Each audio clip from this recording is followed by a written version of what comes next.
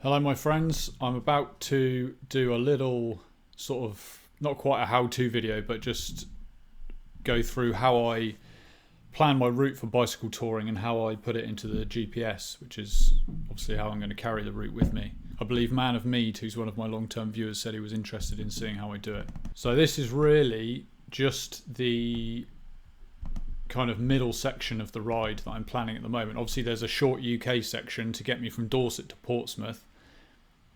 Then I'll take an overnight ferry. The boat docks in Le Havre at about 8 AM, and that is where the Seine River comes out into the channel. I'm more or less going to follow the river for 3 days, and that's going to take me into Paris.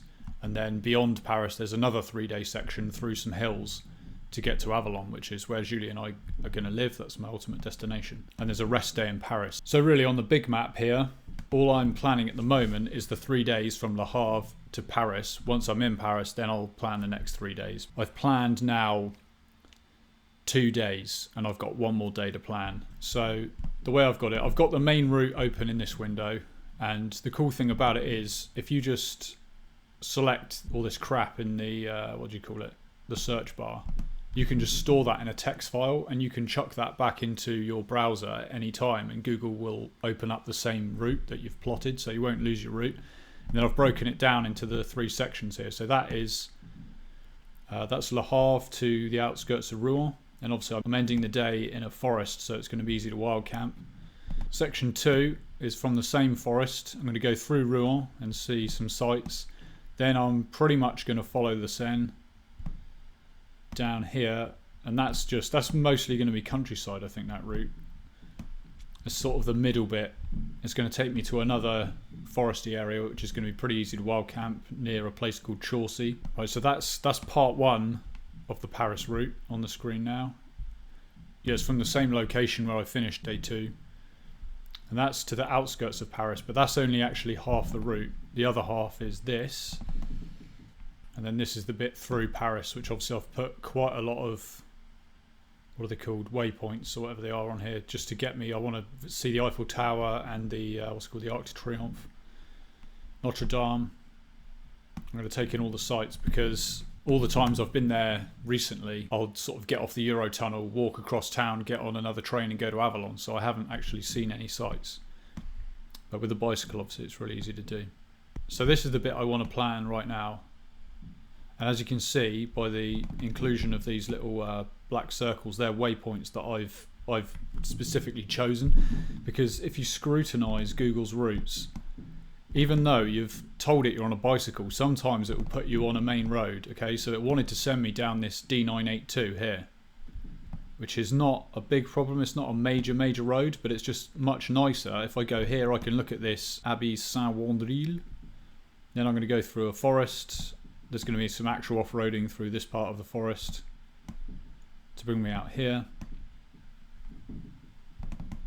You should never trust Google completely, and you should never trust your GPS as well. If you just say I want to go there, it will try and take the shortest route maybe, and it's not always the best. This was another great example. It's got 2 options to go through Le Havre, and the D6015 is a major road. I don't want anything to do with that, so I moved it myself down to this much smaller road, just to stay away from the traffic and get a better pace. And once you're out into the countryside, this is a cycle route. It's an off-road cycle route, so that's fine.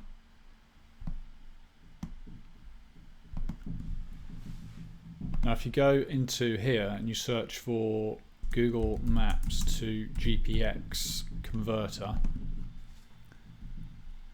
maps to GPX converter.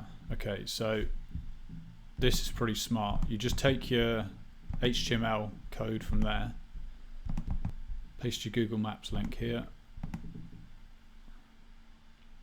Right, and it's automatically downloaded this, which is a GPX file. You can plug your GPS in with a USB and straight away just put the GPX file on here. That's a really nice quick way of doing it. The problem with that is that all it does is it just draws a line and superimposes it onto the map. It doesn't actually put points in there. You won't even see data for like how far you've got left to ride on that route. All you've got is just a coloured line over the map. I don't know if that makes sense, but if you've used these things, you'll know that it's much better to have the route actually not just superimposed, but sort of in the map. on the lines that are on here. The reason for that is that Google and Garmin don't necessarily agree on which trails, which roads exist.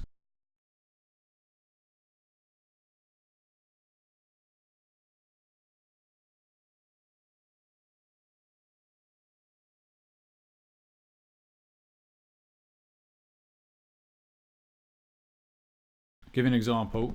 You can see there's a sort of ghost road here and a roundabout, and that's where Google was going to route me. And I've put this point in here to take me through the housing estate, because when you get the little yellow man, the little Google man, and I put him here, well, that road doesn't exist. You see? There should be a tarmac road there, or something there. Google thinks there's something there, but and a really good way, if you're like new to using GPS, like a good way to do it is to use it when you do short rides around your own local area, because then you know exactly where you are. You can't get lost, and you can compare what this thing will tell you to what you know to be the case. It just makes it a little bit easier when you're planning in areas that you don't know. You kind of know what you can get away with. The thing about this GPS, it's a Garmin eTrex 20X, and it runs on 2 AA batteries. And you can get rechargeable batteries in a pack of 4, and that means you can have 2 batteries in the unit and 2 batteries in a USB charger in a bag on your bike, so you constantly got fresh batteries for it. You can never run out. It really doesn't use a lot of power though. It's actually amazing how long it will run for on just 2 AA's, especially if you've got the brightness turned right down. And it's even in sunlight, it's actually really easy to read, so you can use it with very low brightness. Right, we finally loaded up the centre of Le Havre, and then it's just a question of comparing the 2 maps. Nearly there, nearly there.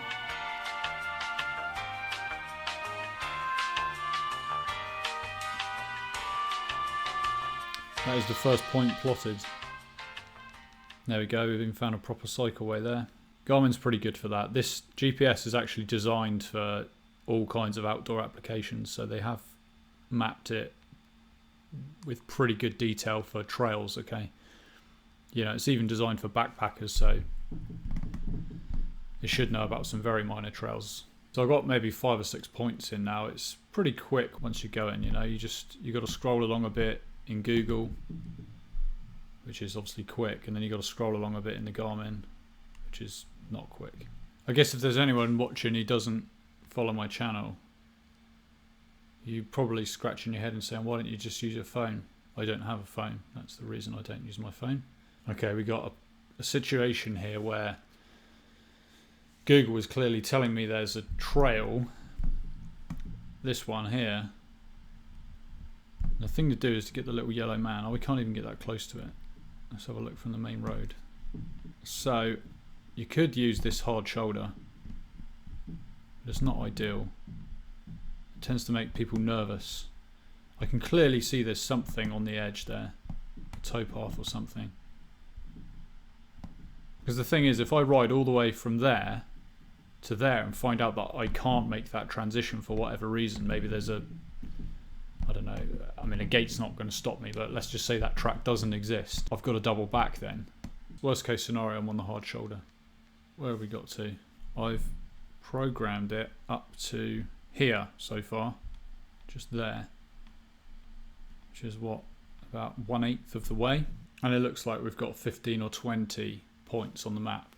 So it takes a while, but it's really worth doing, and I know that this system is 100% reliable. Now, I've knocked it out of the mount, which is up on the handlebars. I've knocked it onto the floor and seen it spinning down the road, and then picked it up, dusted it off, and it's absolutely fine. It's a real tough unit. So there we go, thanks for watching. Just to give you another overview of the route.